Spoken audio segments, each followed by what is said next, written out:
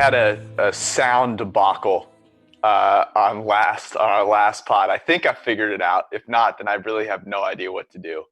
Um, I'm in a slightly better spot today, especially because I just saw someone on a rooftop across the street from me taking a bong rip uh, Nice.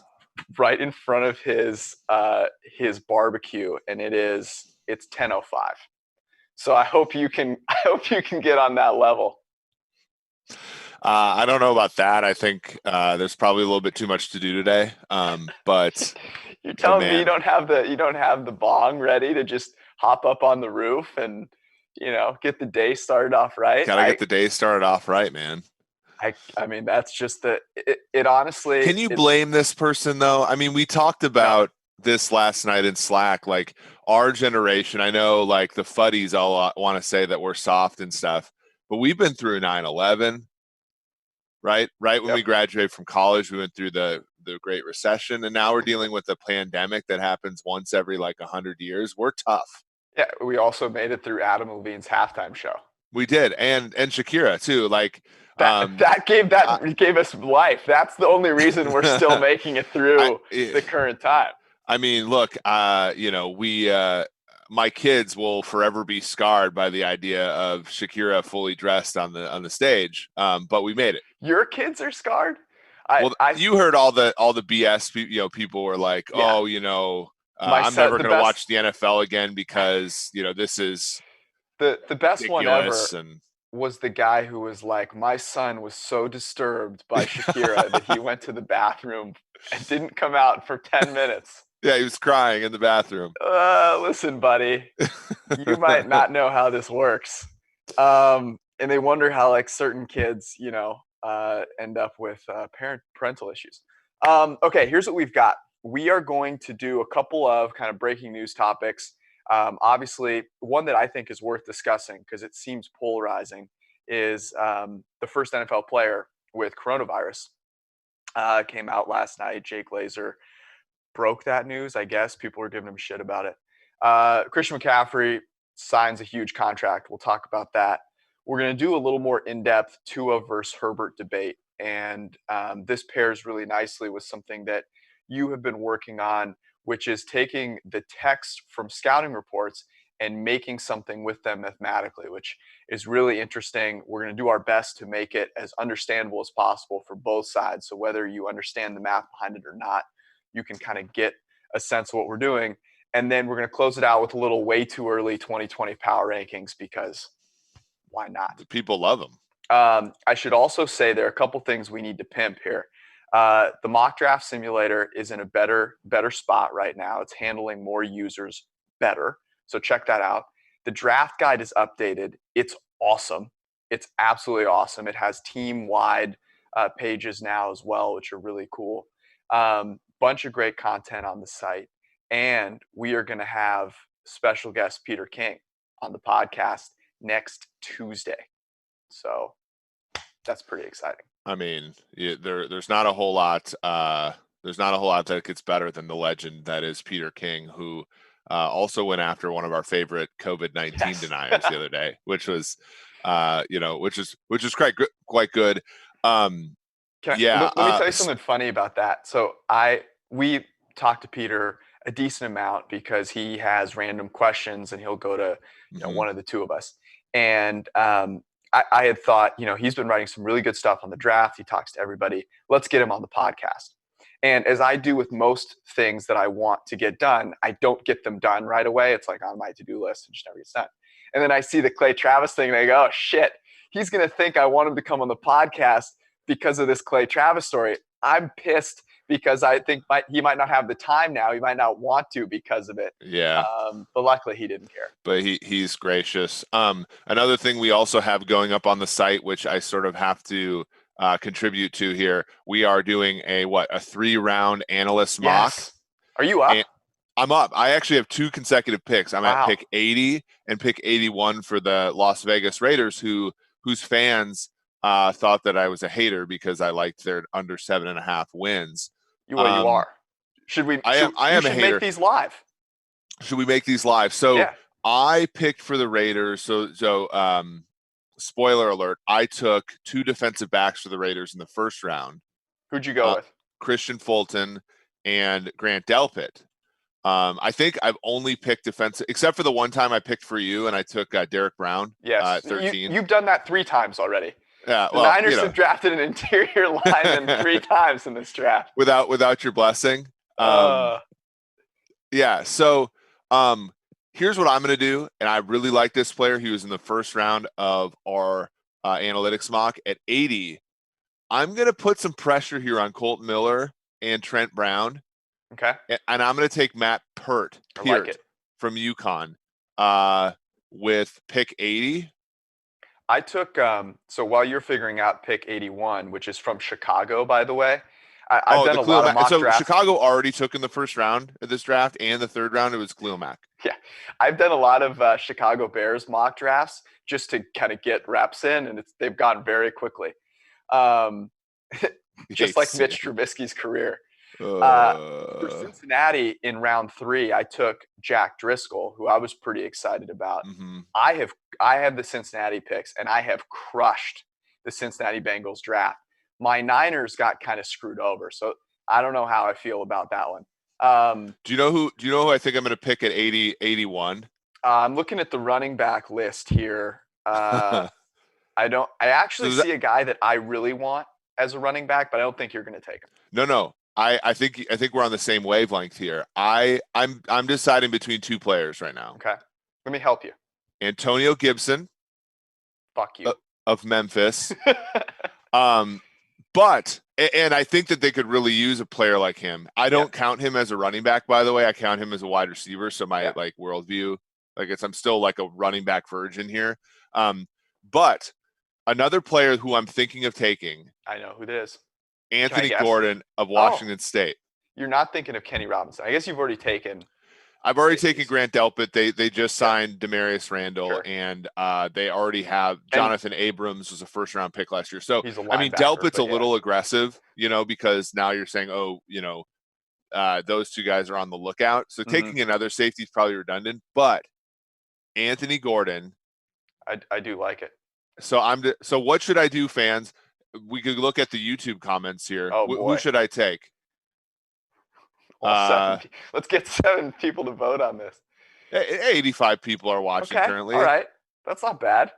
Who should I take? Should I take Antonio Gibson or Anthony Gordon here with pick number 81? I think you should take Anthony Gordon, but that's my personal vote. Okay. I like that we both like the same running back, but I agree, maybe I was a little bit too running back adjacent, so I will go with quarterback Anthony Bourdain Gordon. So can we talk about Antonio Gibson for a second? Because everyone's like, is he a running back? Is he a wide receiver? He played receiver in college and a little bit of running back. I want guys that are receivers playing running back instead of guys that are running backs playing receiver. Right. And here's the reasoning for that. This transitions beautifully into the Christian McCaffrey conversation we're going to have in a little bit. The reason being is that the skill set that is harder to find is true receiving ability. Running with the ball through an open hole, as we found, is something that's easily replaceable. So if you're going to say, okay, am I taking the running back and moving him out to receiver? Am I taking the receiver and moving him into running back? The latter is way more valuable, and that's why I love Antonio Gibson. I probably don't love him in the 3rd round, but if I'm looking Herbert's at my getting Niners, taken in the top 5, so we can be a little bit overzealous with quarterbacks here. I like that pick. Okay, so I did want to get your take on this, which is Brian Allen from, I believe he's in Los Angeles, plays for the Rams. First positive COVID-19 test that we know of. And I tweeted out last night, here we go. With my thought being, this is the first. There are going to be many. This is a hurdle that I don't think people were expecting, which is it's getting closer to September. We have a bunch of positive tests in the NFL community. there are going to be some big names. I'm sorry, but like Zeke and Dak have 30 people over to their house. Like someone big is going to get it. Tom fucking Hanks got it. So how the NFL navigates trying to start a league in any semblance of on time with this going on, to me is worrisome. And am I overreacting? No, I think, I think one of the things is, that's tricky about this, is he's more or less fine, right? So one of the things that we're going to have to sort of talk about, which isn't very popular, is what is the difference between somebody like Carl Anthony Towns' mother, right, who passes away?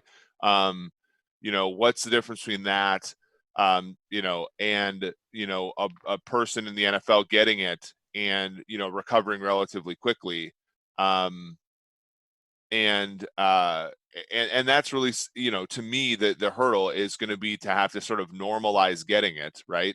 Yeah. And it's going to be tough because I think a lot of people have more or less, poo-pooed the idea that, it was a big deal in the beginning, right? So people getting it is a huge deal. For folks like us, we're sort of like, well, chances, I mean, we all know somebody who's gotten it before, and the majority of them recover. And it's just, the real issue about COVID-19 is not any one individual person more than it is the system not being able to handle such stressors. So I don't know. I don't think it's going to be that big of a deal, but it is going to be an initial shock for the Clay Travises of the world who want to pretend that it doesn't actually happen. Well, but that's the worry, right? If you have players that are not taking it seriously, then you are putting people whose lives are actually at risk because, like you said, I am not worried about getting it myself. I am terrified that I would get it, not have any symptoms, and give it to my mother, my father, my girlfriend's mom or dad. I know kids are like, have proven to be pretty resilient, but my youngest sister has about the weakest immune system on the planet because of the battle she's had with cancer. Yep. If I gave it to her unknowingly, I would never be able to forgive myself, obviously. So it's that type of thing that it's not about the player. It's about, hey, if there are a bunch of NFL players that have it, yeah, okay, they'll be fine. Maybe we can start the league. But how bad of an optic is that if guys with it are going to other cities and people are getting sick, right? Like those are the things that I worry about when this comes out, because they just don't seem to be taking it seriously. That's my worry, I guess. Yeah, and we saw it with Rudy Gobert in the NBA, right? He was touching all the microphones on the way out. I mean, it's hard because there are always going to be. I mean, there are people in Michigan and now Ohio who are like driving around with Confederate flags and protesting stay-at-home orders. Like the hard part really is going to be that we're not going to have a universal understanding of how important it is to care about other people, right? And to look after your fellow man and to reduce this as much as possible. For the NFL, it's going to have to be one of those where you're not paid this year unless you take part in all the precautions that we want you to. And I know that's not fair or popular or anything, but that's probably going to have to be how it goes. Yeah, well, the message that I would be sending, internally, if I'm Roger Goodell, would be this: hey, we are going to do everything we can to make sure that we play the season, i.e., you get paid. Here are the things that we need to meet in order for this to happen. Okay, we need to have, maybe it's a list of 3 things, right? For us to meet those requirements, you have to do this. And there is no gray area here. We've consulted with every medical expert we can. You've got to do these things, because you can't necessarily threaten it from like hey, it's punitive. No, this is just a fact of the matter. We won't be able to open. And I think that's the way that you put it there is the best way to get people's attention. But you mentioned something which is hilarious. There are going to be protests about like, well, open up the sports leagues. This is ridiculous. You guys are, taking this way too seriously. And it reminds me of something that we run into on the football side, which is if you're going to be progressive, if you're going to make the right move ahead of time, you are going to get blowback because you can't toe the line perfectly, right? So you either make the measures that you need to ahead of time and you save lives and people are angry, or you act too late and people die and they can't protest because they're in a casket. Right? Like those are the issues. And so if you're going to make people mad, and we do this all the time when we say, hey, look, value for running backs just isn't there, and people get really, really angry. It's like, okay, well, in 5 years, you'll figure it out. Yeah. But I'm willing to put up with your ridiculous blowback and all this crap because I'm sticking to my guns. I know this is the right move. Yeah, and that's the thing. The hard part is it's sort of the curse of being prepared, right? Being prepared costs money. Being prepared costs time and resources. Being prepared, it's how we ended up with an anti-vax movement in this country, because we eradicated measles so well and mumps so well that people grew up thinking that it wasn't necessary to do so. And so people, went after, vaccines, and it's going to be the same way here with COVID-19. I mean, there's going to be a lot of preventative measures that are going to do a great job, in my opinion, of mitigating risk so well to the point where we have people like Clay Travis saying, well, look, Tennessee's not being overrun in the hospitals right now like they said they would. Well, yeah, of course they're not, because we've stayed at home and done a good job of mitigating the effort, But for me, it's one of those where, and this will probably be the end of what we say about this, but we're going to have to pay up at some point. So we can either pay up now and have it be, and then we're, fortunate because football's not here yet, but you can pay up now and possibly have football in the fall, or you can get greedy and then, very likely not have football in the fall. And that's the thing. Like we're not making a choice between, staying at home and having an economy. If we don't stay home, there's a very good chance that the economy will crash down and we'll have a public health disaster. It's called interest. If you want to try not paying now, you risk getting totally screwed over by the accrued interest. Okay, so Christian McCaffrey, $16 million per year. The big argument that I have seen, and I think it's become popular now, even among people that know this is overvalued, to say, hey, the whole community that has ever used like even a plus sign or an equation in an Excel spreadsheet is saying this is too much money. So I'm going to be the guy that's going to go say, no, he's more than a running back. He's a receiver too. Like, how impressive is that? Tell me when Devontae Adams gets 1,000 rushing yards. Yeah. And so I think we should address that first. Your best argument to people that say he's more than just a running back. Yeah, we saw that tweet the other day that said, how much less valuable is this guy if he rushes for 1,000 yards? And it really does show how ignorant some folks are of the value of rushing, right? Because those 1,000 yards, if generated 4 yards at a time, were all negative plays for an offense, more or less, right? I mean, 4 yards is a negative play for an offense. And so the accumulation of those yards is actually not like valuable. In fact, going out of your way to do so is probably, in lieu of actually doing something valuable, is dumping, wins for your team. But from the perspective of, he's a receiver, well, sure, but his average depth of target is 0.5 yards, which means that every single time you throw him the ball, you're expecting way less offensive performance than if you throw the ball downfield to a real wide receiver. And until, players like McCaffrey get their ADOTs to like 3 or 4 yards, a la Tariq Cohen in 2018, like it's the argument just doesn't carry any water. Well, it's the basic point of it is the Carolina Panthers rushing attack average negative EPA per play, right? So like they got further away from scoring when they ran the ball. So he's not helping there necessarily. Now, I'm not saying that he's not a great player.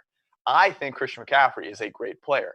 It's where you think that he's generating value that he really just can't because of the nature of the game. And so if you are going to say, okay, let's put him in the slot, which by the way, do you know how often he was in the slot last year? Well, I don't think he's, I looked it up. His grade as a wide receiver was not that all that good. No, I think it was less than 100 snaps. So the whole idea that he's just in the slot, as a weapon all the time is just not the case. So it's a great, like, this is the narrative we want to tell people, from the Panthers organization. It's like, okay, this is how we're going to rationalize paying him. And so then people just run with that and carry it. I just think it's ridiculous. So then the flip side of that would be, okay, you have this organization. You don't have anyone on this team that anyone cares about, especially now that Cam Newton is gone. You're trying to put people in the seats potentially. You're trying to get them to buy jerseys. You're trying to show the rest of the players that, like, being a fine, upstanding leader matters. Is that worth making a guy the most highly paid player at his position? Not if you're trying to build a winner. And I understand from the perspective of, wanting a superstar on your team, but like we've said a number of times on the show, you're winning football is not about accumulating superstars. It's about winning. It's about constructing a roster, in the best way possible. It's the same thing with the Chiefs and Chris Jones. Chris Jones is an all-pro player, but, that 20 million can be used to construct a better team, in my estimation. The same thing's true about Carolina. Now, they're not going to be good for a while, but that money will eventually be necessary to do something great for that team, and they just won't have it. Well, so that's kind of my question, right? It's like, you're not going to be good for a little while. Is what you're doing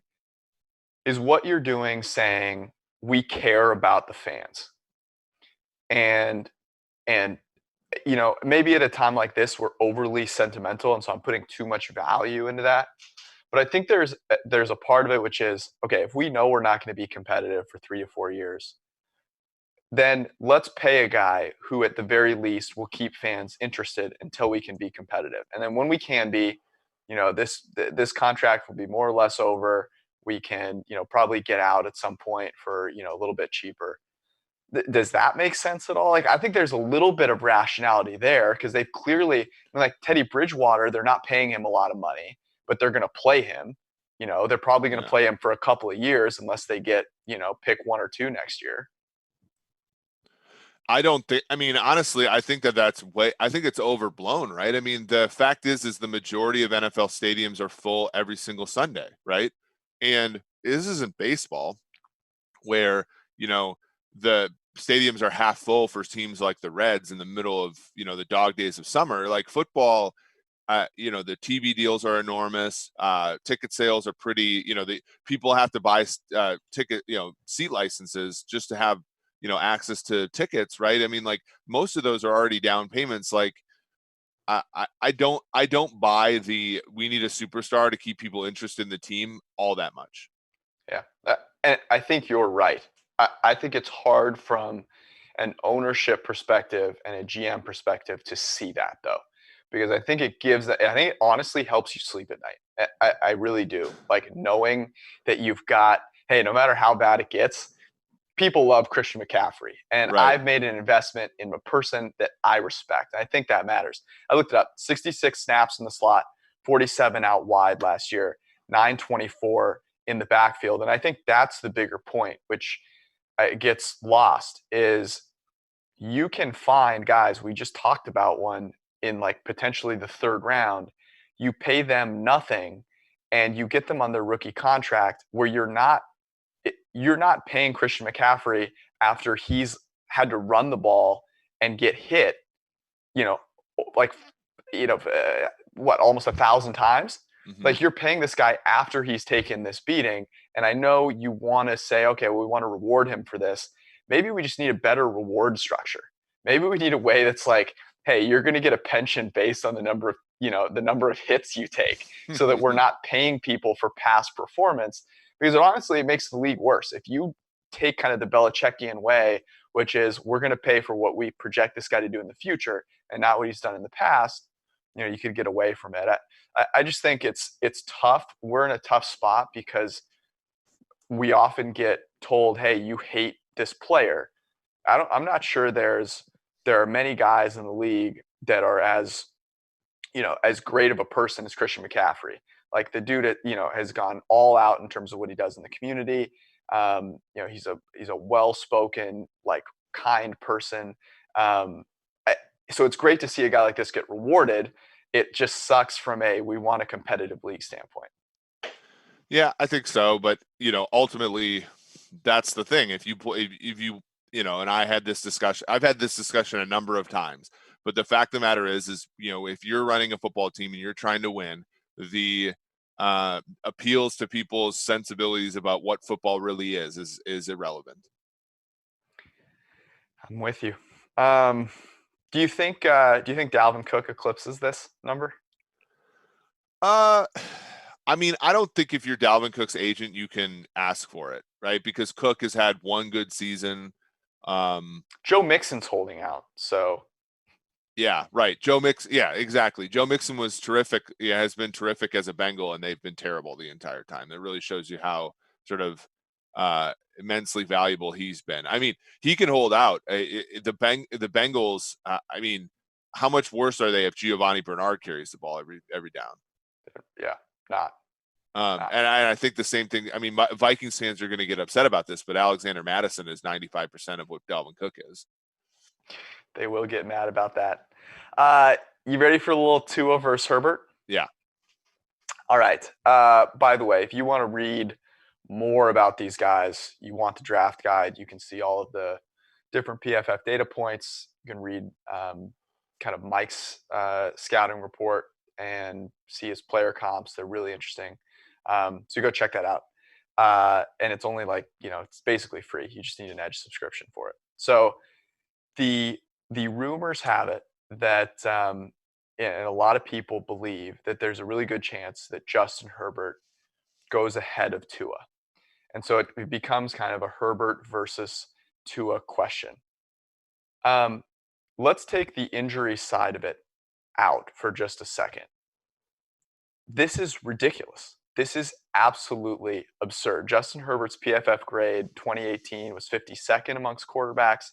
2019 was 35th. Tua playing in the SEC has been 6th and 10th, respectively. This is absurd. Yeah, I mean, and I got a funny email. Like, there are people who think the world of Herbert. I am not one of them. I wrote on PFF.com, sort of his limitations and the things that I think, as far as projecting him forward, I think he's far more likely to be a Christian Ponder or Colt McCoy than he is to be a starter in the NFL.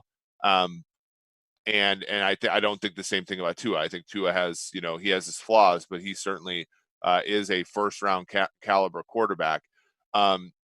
We talked about this last night on the cocktail hour. If you don't want to draft Tua, Herbert is not the alternative. Right. The alternative is to trade down. The alternative is to draft a different player other than Herbert, because there's not a comparison in quality between the two players. Herbert was one of the least accurate throwers in his draft class, and 25% of his throws were behind line of scrimmage. Are we getting too far? Like, are we overvaluing not us, but the NFL community now, overvaluing quarterbacks as a whole, especially ones that show any modicum of athleticism? So to me, this is kind of a Josh Allen thing, right? It's like, okay, Josh Allen came in, wasn't accurate, and the narrative is that he's been successful in the NFL. Now, he's been wildly inaccurate at the NFL level. His team has had success. They're a very well-run team. And yet, I know you're not placing a ton of that on Allen, because he isn't generating a ton with his arm. And he's largely been kind of, a mobile guy. So do you think people are looking at Herbert and they go, oh, worked with Josh Allen, this guy reminds me a lot of him, let me take him in the top 10? Yeah, I think so. But I wonder, do you think that the league is higher on Josh Allen? They must be higher on Josh Allen than we are, but I don't consider him a success story. Yeah. think about the teams that are drafting right now, that are drafting in the top 10. Mm-hmm. There's a reason. There is. And the teams that say, oh, we know Josh Allen isn't that great, and I'm not saying he's the worst quarterback in the NFL. I'm just saying, not that great, are the smart ones that say, okay, what really matters is whether a quarterback can throw the ball accurately. That is by far the most important data point that you can have. Can this guy throw the fucking ball in the place he wants to throw it? Like, that's it. That's the game of football. And those smart teams get the simple things. The teams drafting in the top 10, they don't. And that's why they're in the top 10 again. So while I think you're right that not all of the NFL views Josh Allen as a success story, we're talking about teams in the top 10. We're talking about the Chargers right now, the Dolphins. And they have proven, maybe they're moving in the right direction, but they have proven to make maybe not the most shrewd decisions. And I wonder if that's the case here. I mean, in your article, you put Mike's tweet in there, Mike Renner's tweet about the percentage of uncatchable throws that the class of 2019 has made in the intermediate range. Tua, 4.3% of his throws between 5 and 18 yards downfield, uncatchable. Justin Herbert, 18.1%. I mean, that is absurd. The difference there is debilitating. Yeah, absolutely. I mean, the fact is like, yeah, the fact is that there's a huge issue here with you look at existing quarterbacks to even make it to the NFL, to even be a player who is a starter, is a NFL requisite quarterback like that. They're like, Andy Dalton is more accurate, right? Like, Andy Dalton is a better alternative than Justin Herbert, just based upon like just looking at that, right? And we're all growth mindset people, but like accuracy doesn't get better when you get from college to pro. And so if you can't even complete passes and be accurate at an Andy Dalton level, what are you being considered for as a first round pick in the NFL? That's the thing. It's like we care about the plays that are burned into our memory. It's honestly, it's one of the reasons Jordan Love is being considered highly, as well. We watch Pat Mahomes highlights a lot. If you're a common NFL fan, you've seen a ton of Patrick Mahomes highlights. The ones that they show are not him throwing a perfect 7-yard crossing route to Travis Kelce when he's wide open. Those aren't the ones. They show you the one where he escapes the pocket, he flings it across his body without looking, and it's on the money. And then you go watch Justin Herbert's highlights, and you see his rocket arm make an incredible throw, one of 800 throws, and you go, okay, based on that, he can be Patrick Mahomes. And I do the same for Jordan Love. And the fact of the matter is, none of those plays matter if you can't complete at a very high level, at basically an elite level, the easy throws, which Patrick Mahomes does as well as anyone else and often gets swept under the rug. And so then we end up with Herbert and Love, who can't do that, but do some other kind of unique, tail end events, to borrow your phrase, really well. And we're in this situation we are right now. I mean, look at the playoff game between the Buffalo Bills and the Houston Texans. The Buffalo Bills scored a grand total of 19 points. They scored 0 touchdowns after the first drive, which was a very gimmicky drive that involved a Josh Allen touchdown catch. That game was littered with some really impressive plays by Josh Allen, sprinkled in amongst a group of plays, a ton of plays where he simply could not be accurate enough, could not make enough good decisions to move the football, right? We remember that, we think like, we remember that flip that he made, but really you look at the totality of that game and he was bad and he didn't, and like, the throw that he made to Devin Singletary on a 3rd and long was terrific, right? He made some really good plays, but play for play, he just isn't good enough. And I think that's what you look at with Herbert as well. There's plays where you're like, okay, that's an NFL quarterback. Jordan Love too. That's an NFL quarterback. But play for play, you need to cross the street 5 times to get to the end zone sometimes.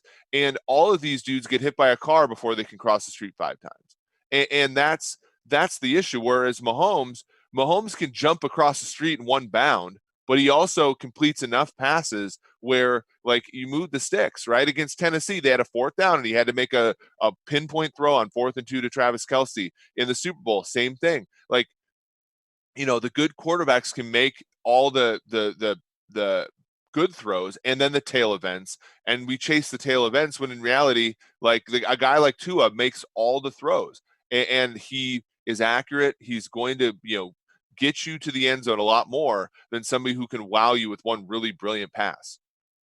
I wonder if you maybe have a really good analogy for this, but maybe this is the best analogy of taking what it would be like to take Justin Herbert over Tua. It'd be like saying, okay, I've gone on a couple dates with 2 different people, right? And there's this one that I can tell, he or she is kind of crazy. He or she has basically told me as much. They don't have a stable lifestyle. It's the girl with the crazy eyes from How I Met Your Mother. I went to the apartment, and like it kind of looked like hoarders had been cleaned up for a second. Yeah. I've talked to their exes. They warned me. But you know what? There are a couple times when I hang out with this person where I look at them at the right angle and I think they're the most beautiful person I've ever seen. And then on the other side, you have someone who you're like, you know what? I never had that like, oh my holy shit moment, but everything else is like 98% of the way there. And it would be passing up on the 98% of the way there for this like random fleeting nanosecond that you thought you felt somewhere along the way. That's the best way that I can think of it. Yeah, and we think, like, and these teams possibly think that they can correct the 98%, and you can't teach the 2%, but in reality, you can't really. It's sort of the exact opposite, isn't it? Right? Like, you oftentimes have to, go, make peace with the fact that the 2% you both can't control and can't teach, but you also can't teach the 98%, and it's a lot bigger.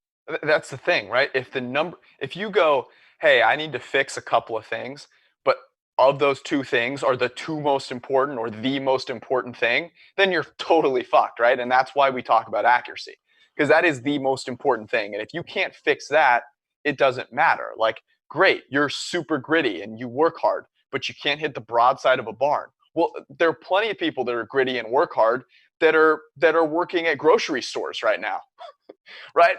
Like, yeah. It just blows my mind that the order of operations gets so thrown out of whack when we start evaluating quarterbacks. And I think this is honestly the perfect example. Here's the question, though. Does Tua's injury history change the calculus for you at all? Yeah, I would say so. I mean, I think injuries, though, somebody on Twitter said this, Rob Boyden, and it was a really good one. It was, he said basically, if there weren't a player or 2 who had a bad string of injury luck, it wouldn't be as stochastic, right? Because we think of things that are random and we think that they happen relatively equally to everybody. Yep. But in reality, random things cluster. And, Tua may just be the product of some bad luck. And so that's kind of where if there's nothing structurally wrong with him anymore, I'm going to avoid over counting his injuries. If there are things that are structurally wrong with him, which your doctors can't test right now, which is probably part of the issue, there may be something to it. But I lean on the side of, ignore it. Quarterbacks can bust for a whole lot of reasons, injuries being, I think, one of the least of which. And you have to assume some level of risk no matter who you take. And to me, like I said earlier in the show, the response to not wanting him because injury risk is too high for you to absorb is not to take Justin Herbert. Yes, that's the way I would phrase it. Yeah, sure, take the injury risk into account, but also take the inaccuracy risk into account with Justin Herbert. And the way I think of it is this. Okay, I take Tua, and let's say he has another catastrophic injury.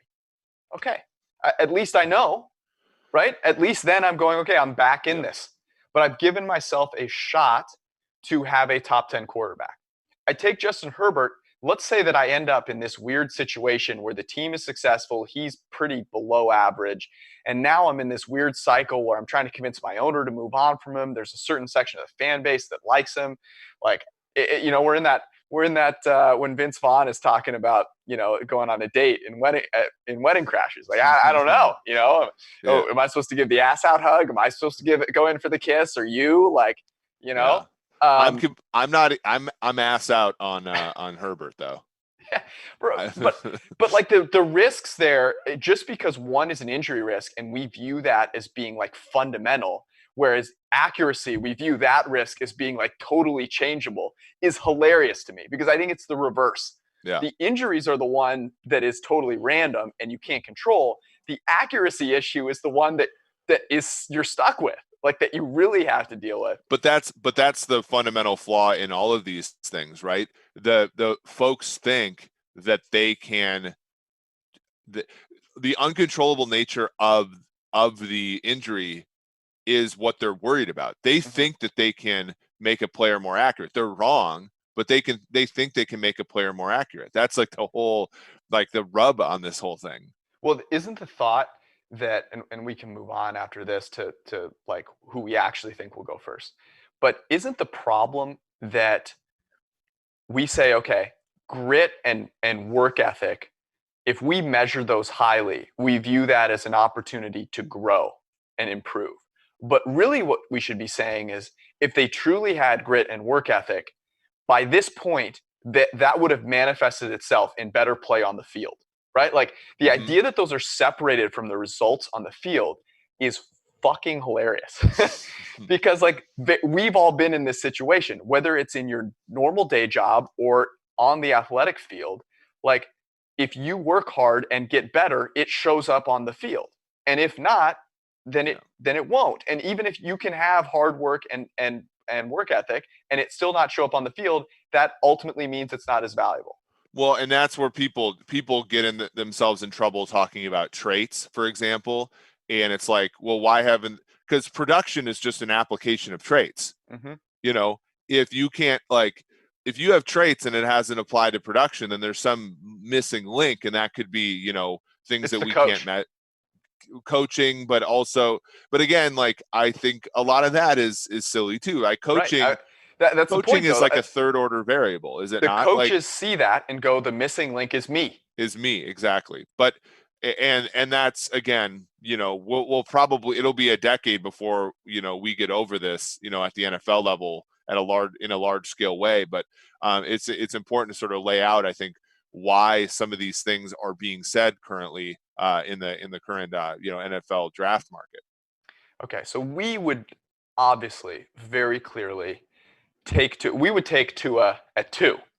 If we're at 5, we're taking Tua if he's available, and if Herbert is the only option, we're not taking Herbert. I think that's where we both stand. Do you think, though, and you have perhaps worked up a way for us to maybe predict this a little bit better, do you think Herbert is going to go ahead of Tua? If you have any sort of like, let's put it this way. I have placed bets that Herbert is going to the Dolphins at plus money, and I have placed bets that Tua is going to the Chargers at plus money. Not big, Same. but I do think that there's some steam to this. And one of the ways that we found out, so our friend Dane Brugler of The Athletic has made what he calls the Beast, which is a draft guide over the last, I actually don't know how many years, but we have 6 years worth of this. And one of the things that we've done, by the way, shout out to Dane Brugler for allowing us to use these. He was on the 2 for 1 podcast with Austin and Mike, which is a awesome listen. So go check that out if you want to know more about that. That was great. Continue. Yeah, so we've taken his work and used what's called, basically, text analytics, latent sentiment analysis specifically, and looked at how similar some of the basically the text is from players in some draft classes to other draft classes.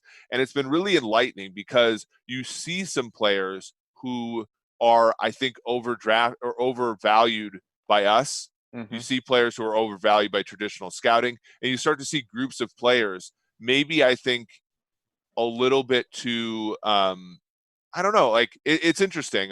Let's just go over some of these players and see sort of like what, what the text analytics is sort of predicting for them.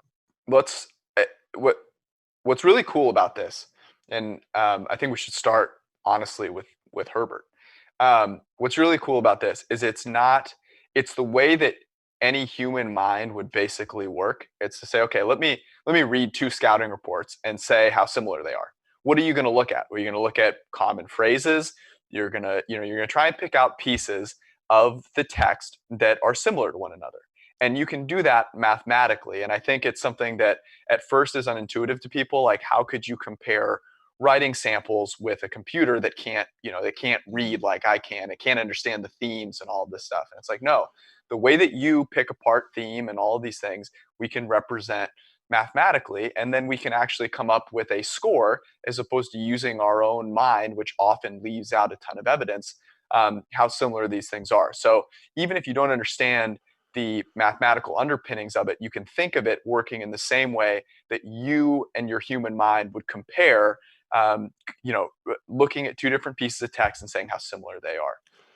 It's really cool stuff. It's really interesting when you see this, because there are going to be things that we don't measure, or we measure differently, maybe, that are highlighted in here. And then there are things that I think scouts, we all take shortcuts, and our shortcuts are often mathematical. Scouts' shortcuts are different. But for example, the biggest comps, so, basically you're looking at a player's bag of phrases and looking at how similar they are to another player's bag of phrases. And they're not close. For example, here, Herbert's closest scouting report is to Baker Mayfield, which I think is kind of an interesting thing, because Mayfield played in an offense where he was a lot better than Herbert, right? I mean, he had, it was very accurate, right? NFL throws were through the roof, all that kind of stuff. He enhanced his offense greatly, even though his offense, built, what also enhanced him. But to me, there's a shortcut here, because I think that the missing link is accuracy. I think that they're similar in a lot of different ways, in the sense that, they guided, successful offenses, at least, Herbert did until this year. But there's a lot. I think that this is a miss on the part of scouting. Well, and that's what's so interesting about it, is that within a scouting report, you can hint at things and you can phrase them in different ways that sort of are a tell. And I'm not saying that Dane is like this. I just think it's like I would do it if I were writing things, right? Which is like, I don't want to call this guy out for being inaccurate, so I might hint at it in other ways, right? And I think that's something where the numbers do not hide that, right? Yeah. It's impossible for the numbers to hide that. But within a scouting report, there can be things that we emphasize more that are going to make Justin Herbert seem similar to a Baker Mayfield, right? Whether it's like leadership, or are they dynamic? Do they have above average athleticism? Were they a product of a good scheme in college? Did they mention their head coach? Like those sorts of things can be more similar and draw that similarity closer together, even though we know they're not as important. Yeah. So like his second comp is Josh Rosen, which I actually think of is I think of as a pretty good comparison, right? I mean, oh, you do? I don't. We had Rosen probably higher than, what ended up happening for him. But I think Rosen was one of those players where, much like Herbert, he didn't do as much his senior season or his last season as people thought he would, but they're still trying to salvage some of that, opinion of him as we sort of move forward into his draft into his sort of draft year. It's interesting because when I go back to Rosen, the thing that I remember with Rosen is like, okay, this guy makes anticipatory throws at an NFL level. His ability to be accurate on those throws, is really special, and that's why we should take a shot on him. And with Justin Herbert, it's almost the opposite. It's like I don't have a ton of faith in him making these, quarterbacky anticipatory throws, but he's got a cannon of an arm. He can do some super special things if given the chance, when shit breaks down. And I remember Patrick Mahomes doing this, as well. And so like I'm going to take a shot on him. And I think about like Carson Wentz as well. And if you look further down Herbert's list of comps, you do get the both sides of that variance. You have Deshaun Kaiser. You also have Carson Wentz. And it's like that is why people are getting sucked into it, because they ignore the fact that he's more similar to Deshaun Kaiser than he is to Carson Wentz and go, okay, well, if I can get Carson Wentz, of course I'm taking him at 5. Exactly. So I think anyway, so when you do this, it depends upon the snap threshold you have. But let's say if you only compare him to players who played 100 snaps or more at the NFL level, he has the 5th best composite score among those players. He's 3rd among the big 3. If you think about Burrow, Tua, Herbert is beneath both of those guys, but he's also beneath 2 interesting ones. And here's one I want to talk about: Jake Fromm of Georgia. I can't believe we're talking about Jake Fromm, but yes, it's very interesting, right? Because the interesting thing about Fromm was, so Fromm's highest comp is actually Paxton Lynch, which is funny, and we might end up getting him taken in that sort of Paxton Lynch area. But he has some pretty good, some effective comps at the NFL level in Carson Wentz and Jared Goff, relatively high in his list. So I don't know what to make of this. They're not hugely different, right? Fromm is just slightly a little bit better than him. But I could totally see, it's interesting because I could totally see Paxton Lynch coming out of Jake Fromm, but I could also see a player who, probably will be taken, in a similar straight, which is Andy Dalton, right? Like early 2nd round, not a whole lot of expectation, but, ends up having an okay career. Yeah.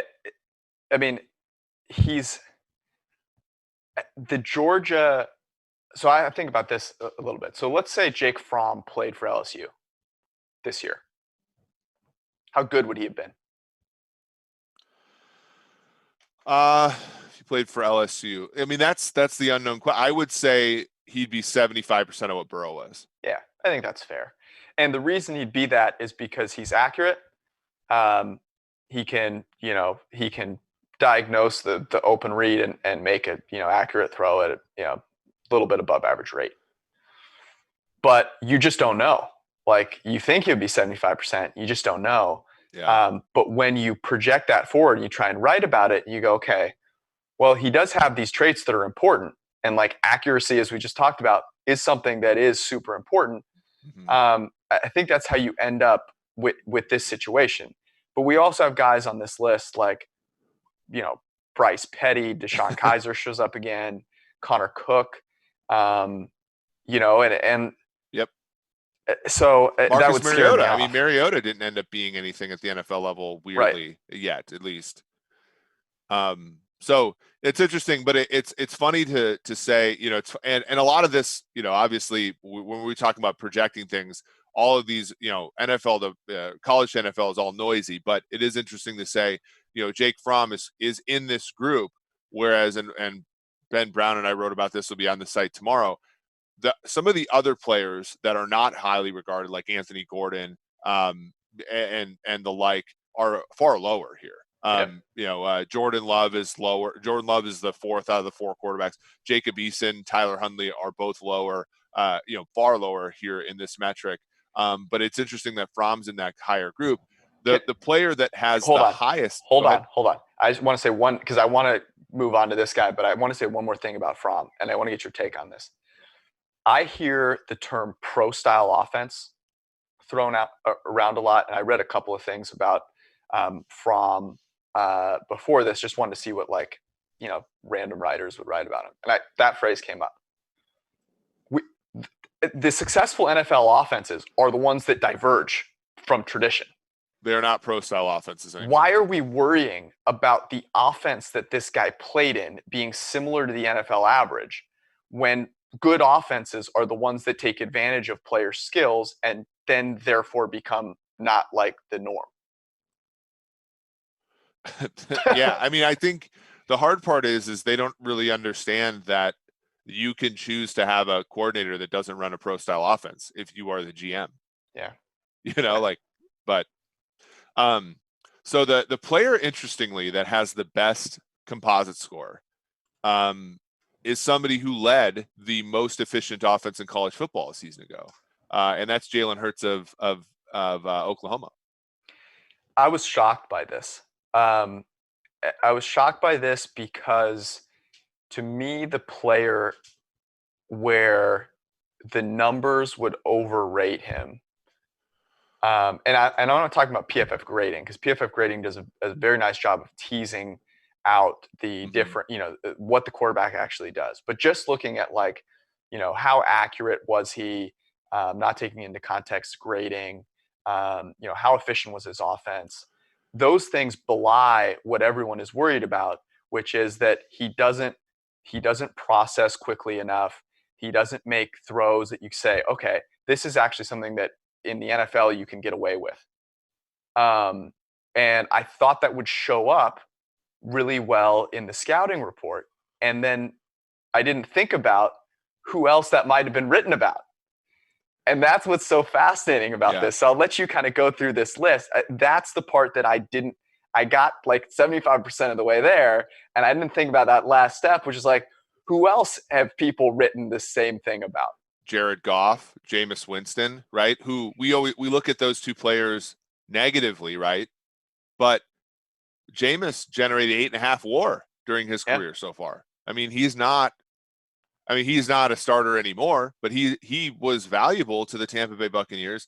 Jared Goff, I don't think the Rams, are happy with that contract, but he's generated almost 6.5 wins. But the one that was the closest to his, which I really thought was interesting, was Deshaun Watson. And Deshaun Watson is a player who we forget, because he's so great now. We forget that people had legitimate questions about his arm strength coming out of Clemson. Like, I think most people thought that he barely had an NFL caliber arm. And that he didn't have, that he held on to the ball, which he still does, honestly. Yeah. And that he wasn't, that he had these good contested catch receivers that made plays for him. And while he gave guys a chance to go up and make plays, he wasn't going to, slice and dice you like Peyton Manning or Tom Brady would. Yep. Here's one phrase from what Dane wrote. It's like, for a teenager who was benched in the national championship game and lost his starting job at Alabama, Hurts handled several challenging situations with impressive maturity and focus. Impressive maturity and focus is how I would describe Deshaun Watson. Hurts plays with a gutsy demeanor and the toughness of a runner reminiscent of Tim Tebow. Like, that's not Deshaun Watson, but Deshaun Watson has toughness. I'm sorry. If you said, put Deshaun Watson in 3 words, mature, focused, and tough, are a great trio. The dude cannot be killed. I remember that Dallas-Houston game from a couple seasons ago. It was like 16-16, the one where Garrett kicks the field goal on 4th and inches in overtime. Watson is getting beaten to hell. He got kicked in the face on a touchdown pass this year. I remember that game. Al and Chris during the breaks were like, I don't know how this guy is still in the game. I'm cringing every time he drops back to pass or runs, and I'm in the booth. So this one is fascinating to me. Yeah. I mean, he said inconsistencies as a passer are concerns like holding the ball too long. That's Watson. Struggling to anticipate and forcing throws. That's not necessarily Watson, but it can be. But yeah, I mean, that sort of but he is tardy. He is a tardy passer who struggles to consistently create plays with his arm, right? That would have been Watson coming out of college. People thought that he held on to the ball too long. He created too much, but his arm strength wasn't good enough. That's kind of hurts. And I'm not saying that they'll be the same. I'm just saying it makes a lot of sense when you sort of munge it together using this algorithm. Yeah, I mean, looking at Deshaun Watson, and I'll pull a phrase out here from Dane's write-ups. I mean, these are really good write-ups. He does the consistency with which he writes about players, I think, is really great. I mean, I think Mike does a fantastic job in our draft guide. These are really good. Let me find this. Physically, Watson has the mobility and arm talent that are great foundation traits. He is a proven winner, and all the intangibles are present that coaches covet at the position. There's like similar phrasing in there. He's physically and mentally tough. Yeah. Yeah, and those are things that, they're traits, and they certainly, a production is the application of traits, but but sometimes we don't see them when we just look at the numbers. So it's good to sort of put them together and look at this. And as somebody who watched a lot of Oklahoma games, I bet the over in Oklahoma a lot. Hurts is the game against Baylor where he could not complete a pass to save his life, and he just decided to grind it out as a runner, a tough runner. He is, I hate to use this phrase, but like he's a winner, right? And the same way that Deshaun Watson's been a winner, despite having, both hands tied behind his back in Houston, Yeah, no, I think it's fair. I was going to say, you're writing an article about this. When is it coming out? Tomorrow morning. Beautiful. So we're not going to give too much of it away. You should go check it out. I think we'll talk about it maybe a little bit more after the article comes out, but go read. You write up all the quarterbacks. It's fantastic. The Tua write-up is awesome. So we're not going to talk about it anymore here. Go read the article when it comes out tomorrow. You won't be disappointed. Let's close out with this. First 2020 power rankings. Your top 5 right now, according to ELO, and then where you personally disagree if you're projecting forward. Yeah, let me make sure. So obviously, the Kansas City Chiefs are first, although I don't think it's a slam dunk. I agree. They are currently plus 650 to win Super Bowl on betonline.ag. Second are the Baltimore Ravens. Third are the San Francisco 49ers. Fourth are the New Orleans Saints. And fifth, interestingly, the team that we maligned, we might have to have a mea culpa with Aaron Nagler, but the Green Bay Packers, which I think is a little bit generous to them. But if you look at the NFL currently, yes, I think that there are 4 elite teams. I agree with you. So let's be very clear here. These are taking into account what happened last year, with some adjustments for quarterback and coach, right? And a regression to the market numbers for how likely a team is to win the Super Bowl. So there's a little bit of a. So that, I think those all make sense. Now, if I'm going to say, okay, where would I tweak these if I'm just trying to predict what happens going forward? There are 2. So the first is I would put the Saints above the Niners right now. And my reasoning for that is that I'm not sure what the Niners passing attack looks like with one receiver. Yeah, and I think that's a good idea. And I think if you're looking at the betting market, New Orleans at plus 1,500 to win the Super Bowl is a far better value than the San Francisco 49ers being plus 1,100. Absolutely. I think the issue with San Francisco is they have 2 first-round picks. So I think people are pretty, the betting markets are pretty optimistic about what they could do with those. What is the 5th best team? Who is the 5th best team? Right. So we go Green Bay, Tennessee, New England, Minnesota, Tampa Bay, and Seattle, 6 through 10. I have a really hard time taking any one of those teams and saying definitively, I think this is the 5th best team in the NFL. What about you? I mean, I honestly don't know. I mean, I think Green Bay might have a chance here to stay claim. I don't think Tennessee's going to be that good. New England, the preseason betting markets are doing a lot of work here to keep them at 7. Yep. Minnesota's probably going to stink unless they get Odell. I have two for you. I have two. Here are the two I'm debating between: the Bucks and the Cowboys. Yeah, the Cowboys are I think a little underrated in these metrics for sure. The Cowboys are such a wild card because who the hell knows how they react to the Dak thing, how McCarthy fits in.